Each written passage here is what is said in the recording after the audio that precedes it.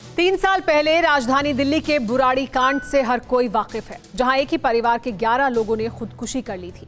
इस सामूहिक सुसाइड कांड ने दिल्ली समेत पूरे देश को सन्न कर दिया था। लेकिन कुछ ऐसा ही वाकया राजधानी के रोहिणी इलाके में फिर देखने को मिला है, जहां एक मकान के 2nd फ्लोर पर एक ही परिवार के 4 लोगों के शव मिले।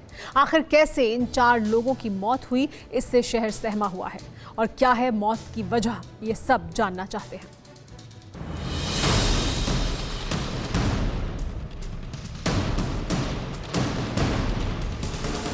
राजधानी दिल्ली के रोहिणी इलाके में एक सनसनीखेज वारदात हुई।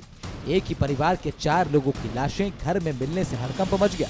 मरने वालों में पति पत्नी और 2 मासूम बच्चे थे। लेकिन इस घटना में सबसे ज्यादा हैरान करने वाली बात ये थी कि धीरज यादव नाम के जिस शख्स का शव मिला, उसने फांसी लगा रखी थी, जबकि उसकी पत्नी और 2 बच्चों के शव एक कमरे में बेड पर पड़े मिले।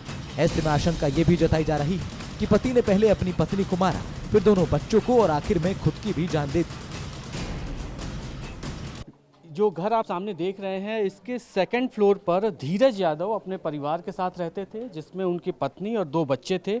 आज सुबह जब उनके पिता, जो कि ग्राउंड फ्लोर पर रहते थे, उनको उठाने के लिए 2nd फ्लोर पर गए, दरवाज़ा नहीं खोला उन्होंने। तभी उन्होंने खिड़की से जब झांक के देखा तो उनके बेटे धीरज यादव का शव पंखे से लटका हुआ था, जिसके बाद पुलिस को भी सूचना दी गई और आसपास के लोग भी इकट्ठे हुए।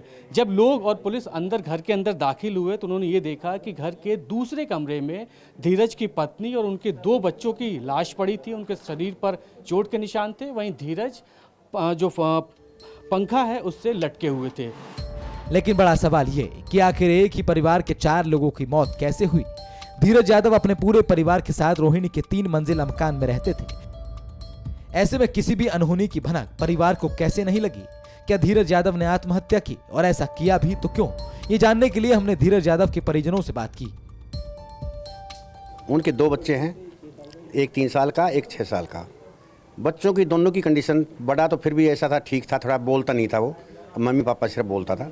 लेकिन छोटा बच्चा था, वो बिल्कुल ही कंडीशन उसकी ख़राब थी। जब से पैदा हुआ वो तब से इस हालत में था कि जहाँ डाल दो वहाँ पड़ गया, कुछ पिला दो तो पी लिया, नहीं तो मतलब वो किसी इस हालत में नहीं था कि अपने आप करंट भी ले ले।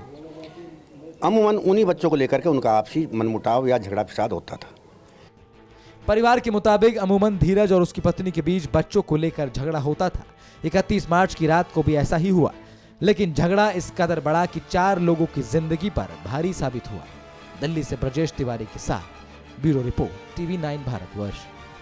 फिक्र आपकी, सोमवार से शुक्रवार रात 9 बजे सिर्फ TV9 भारतवर्ष पर।